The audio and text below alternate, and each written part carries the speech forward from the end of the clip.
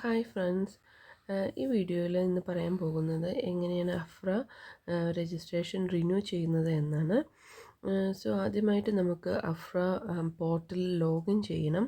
ഇതിന് വേണ്ടിയിട്ട് നമുക്ക് ഗൂഗിൾ ഓതൻറ്റിക്കേറ്റർ ആപ്പാണ് യൂസ് ചെയ്യേണ്ടത്. ഇത് വളരെ എളുപ്പമാണ് ഇത് ഉപയോഗിച്ച് ലോഗിൻ ചെയ്യാനായിട്ട്. സോ മെയിനായിട്ട് നമുക്കൊരു കമ്പ്യൂട്ടർ ആൻഡ് ഒരു ഫോണും ആവശ്യമായിട്ടുണ്ട്.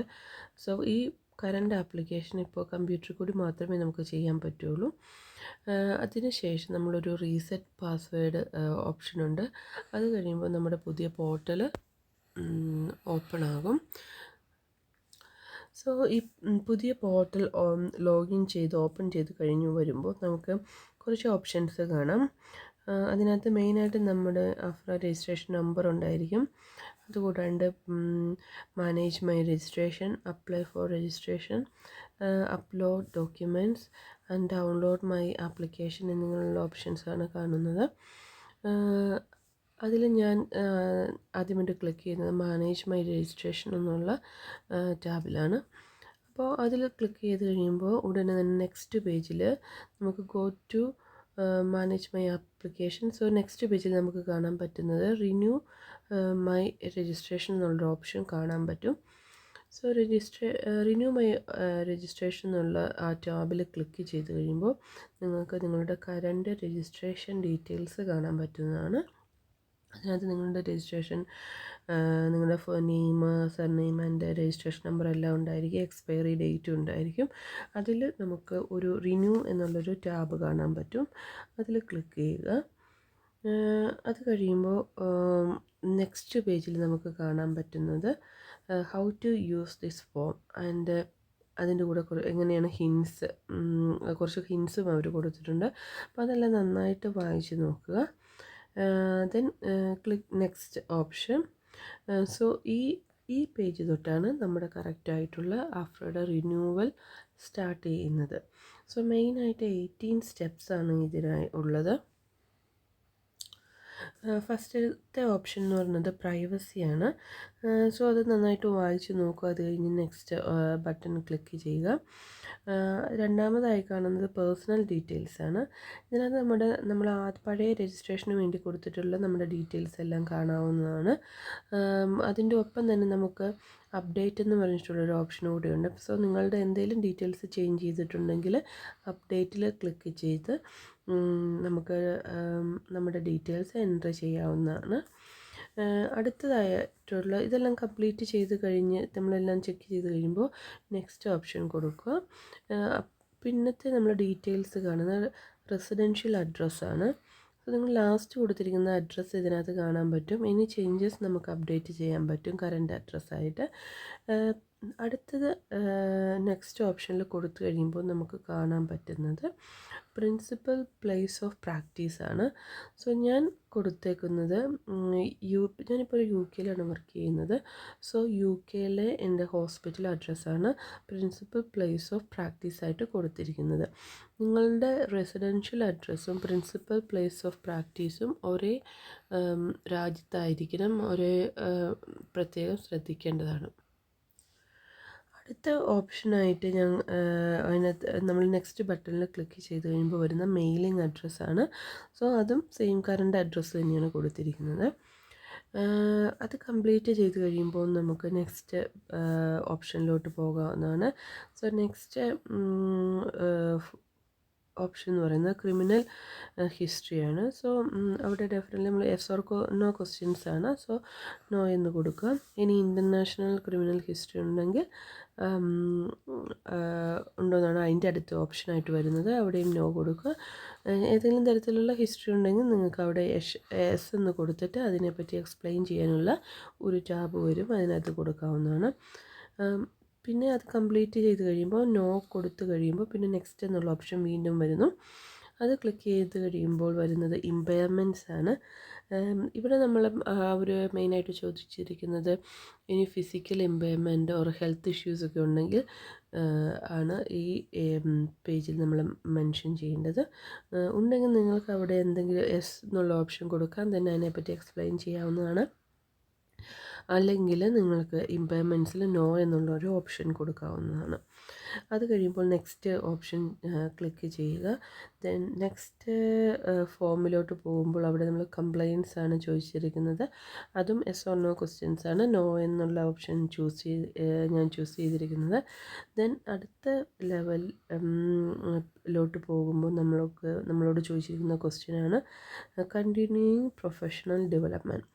സോ ഇതാണ് CPD അവേഴ്സ് ഉണ്ടോ, എത്ര നമ്മൾ ഉണ്ടോ എന്ന് ചോദിച്ചിരിക്കുന്ന ക്വസ്റ്റ്യൻ. സോ അഫ്ര രജിസ്ട്രേഷന് വേണ്ടിയിട്ട് നമുക്ക് മിനിമം 20 hours ഓഫ് CPD അവേഴ്സാണ് വേണ്ടത്.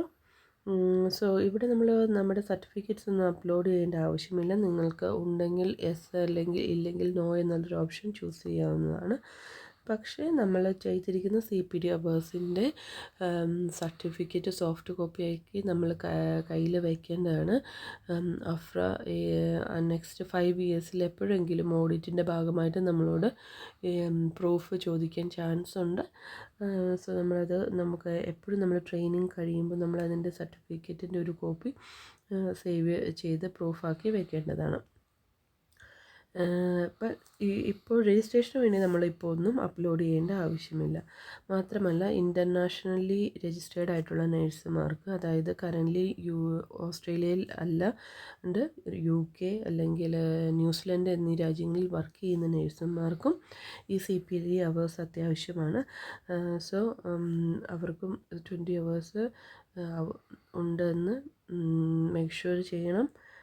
അതിനുശേഷം നമുക്ക് യെസ് എന്നുള്ള ഓപ്ഷൻ ക്ലിക്ക് ചെയ്യാവുന്നതാണ്.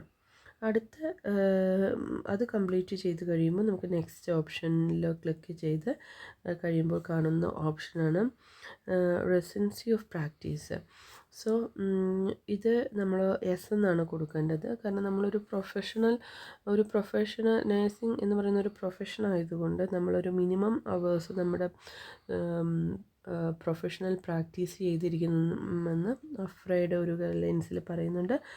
അതെല്ലാ പ്രൊഫഷനും അങ്ങനെയുണ്ട്. സോ റീസെൻസി ഓഫ് പ്രാക്ടീസ് നമ്മൾ കംപ്ലീറ്റ് ചെയ്തിട്ടുണ്ടോ എന്നാണ് അടുത്ത ക്വസ്റ്റ്യൻ. സോ നമ്മൾ കറൻ്റ്ലി വർക്ക് ചെയ്യുന്നവരായതുകൊണ്ട് നമുക്ക് യെസ് എന്നുള്ളൊരു ഓപ്ഷൻ കൊടുക്കാം. പിന്നെ അടുത്ത ക്വസ്റ്റ്യനിലോട്ട് പോകുമ്പോൾ നെക്സ്റ്റ് സ്റ്റേജിലോട്ട് പോകുമ്പോൾ കാണുന്നത് professional indemnity insurance. So professional indemnity insurance എന്ന് പറയുന്നത് യൂഷ്വലി ഓസ്ട്രേലിയയിൽ വർക്ക് ചെയ്യുമ്പോൾ നിർബന്ധമായിട്ടും നമുക്കുണ്ടായിരിക്കേണ്ട ഒരു ഇൻഷുറൻസ് ആണ്. പക്ഷേ ഇത് ഇൻ്റർനാഷണൽ നഴ്സുമാരുടെ കേസസിൽ വരുമ്പോൾ നമുക്ക് ഇതിനകത്ത് നോ എന്നുള്ളൊരു ഓപ്ഷനാണ് ചൂസ് ചെയ്യേണ്ടത്. അപ്പോൾ മെയിനായിട്ട് ഈ ഒരു സ്റ്റേജിൽ 3 ക്വസ്റ്റ്യൻസാണ് വരുന്നത്. ഫസ്റ്റ് ക്വസ്റ്റ്യൻ എന്ന് പറഞ്ഞു കഴിഞ്ഞാൽ during the proceeding registration period did you practice with the required PII arrangements in place? That means professional indemnity insurance നിങ്ങൾക്ക് ഉണ്ടായിരുന്നോ എന്നാണ്. സോ ഒരു ഔട്ട് ഓഫ് ഓസ്ട്രേലിയ വർക്ക് ചെയ്യുന്നവർക്ക് നോ എന്നുള്ളൊരു ഓപ്ഷൻ ക്ലിക്ക് ചെയ്യാം. സോ നെക്സ്റ്റ് ക്വസ്റ്റ്യൻ ആയിട്ട് വരുന്നത് did you practise in Australia at any time during the proceeding registration period. So no എന്നുള്ളൊരു ഓപ്ഷനാണ് ഞാൻ ക്ലിക്ക് ചെയ്തിരിക്കുന്നത്. സോ തേർഡ് ക്വസ്റ്റ്യൻ ആയിട്ട് വരുന്നത് if your registration renewed do you commit to practise with the required professional indemnity insurance. So അവിടെ yes എന്നുള്ള ഓപ്ഷനാണ് എടുത്തിരിക്കുന്നത്, ഞാൻ കൊടുത്തത്. സോ നെക്സ്റ്റ് ഓപ്ഷനിലോട്ട് പോയി കഴിയുമ്പോൾ എക്സ്പോഷർ പ്രോൺ പ്രൊസീജിയേഴ്സ് എന്നുള്ളൊരു ക്വസ്റ്റ്യനാണ് വരുന്നത്. സോ അതിനകത്തും കുറച്ച് ക്വസ്റ്റ്യൻസ് നമുക്ക് ആൻസർ ചെയ്യേണ്ടതായിട്ടുണ്ട്. സോ ഫസ്റ്റ് ക്വസ്റ്റ്യൻ ആയിട്ട് വരുന്നത് did you perform exposure prone procedures. So ഞാൻ യൂഷ്വലി ചെയ്യുന്നതുകൊണ്ട് ഞാൻ എസ് എന്ന് കൊടുത്തു. സോ ഈ പ്രൊസീജിയേഴ്സ് ഇൻക്ലൂഡ് ചെയ്യുന്നത് venepuncture, cannulation, all kind of dressings എല്ലാം ഇതിനകത്ത് വരുന്നതാണ്. സോ അങ്ങനെയുള്ള പ്രൊസീജിയേഴ്സ് ചെയ്യുന്നവർക്കെല്ലാം യെസ് എന്നുള്ള ഓപ്ഷൻ ക്ലിക്ക് ചെയ്യാവുന്നതാണ്.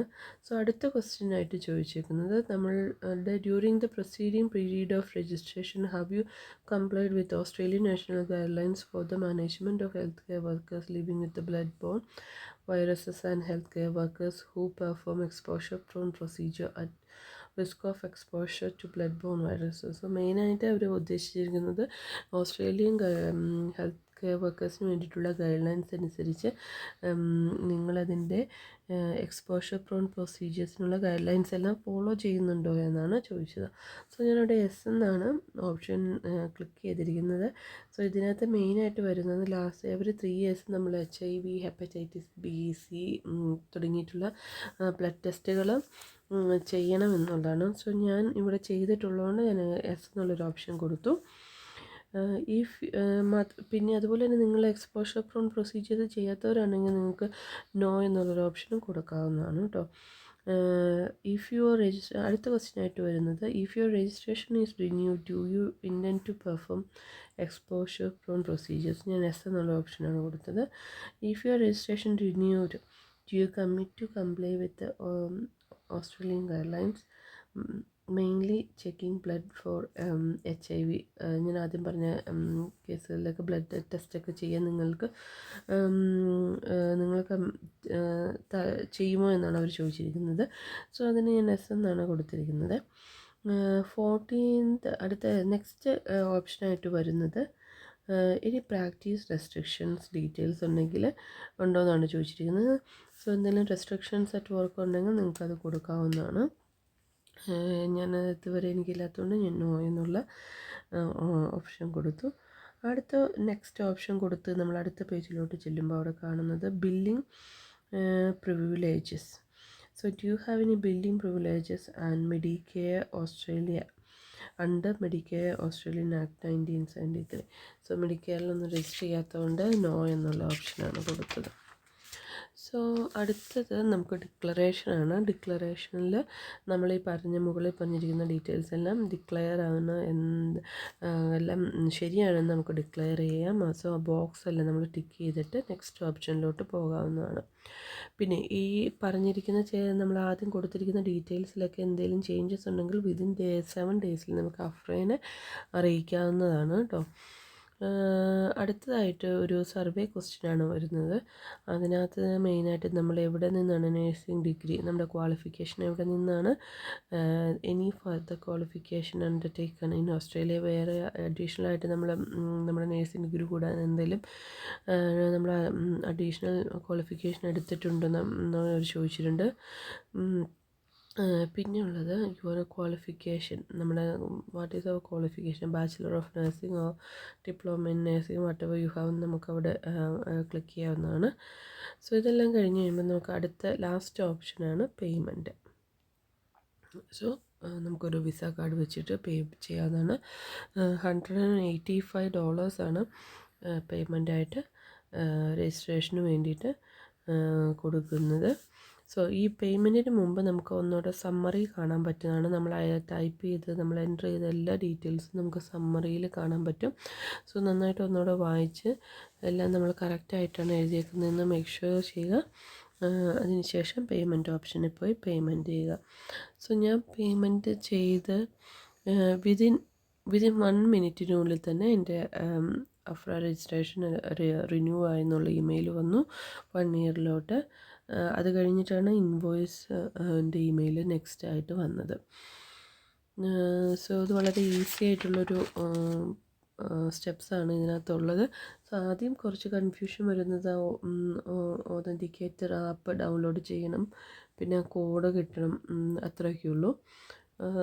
ഇത് കഴിഞ്ഞ് കഴിഞ്ഞാൽ എല്ലാ സ്റ്റെപ്പും വളരെ ഈസിയാണ്. എന്തെങ്കിലും ഡൗട്ട് ഉണ്ടെങ്കിൽ അതിനകത്ത് നമ്മുടെ ഈ അഫ്ര സൈറ്റിൽ തന്നെ ഒരു ഗൈഡ് ലൈൻസ് കൊടുത്തിട്ടുണ്ട്. അതൊന്നുകൂടെ നന്നായിട്ട് വായിച്ച് നോക്കി വെച്ചാൽ മതി. അപ്പോൾ okay, bye. May 31 last date, നമുക്ക് അഫ്ര രജിസ്ട്രേഷൻ ചെയ്യുന്നതിന് വേണ്ടിയിട്ടുള്ള ലാസ്റ്റ് ഡേറ്റ്. അപ്പോൾ എല്ലാവർക്കും ഇതൊരു ഈ വീഡിയോ ഒരു ഹെൽപ്ഫുൾ വീഡിയോ ആയിരിക്കും എന്ന് വിചാരിക്കുന്നു. Okay then bye.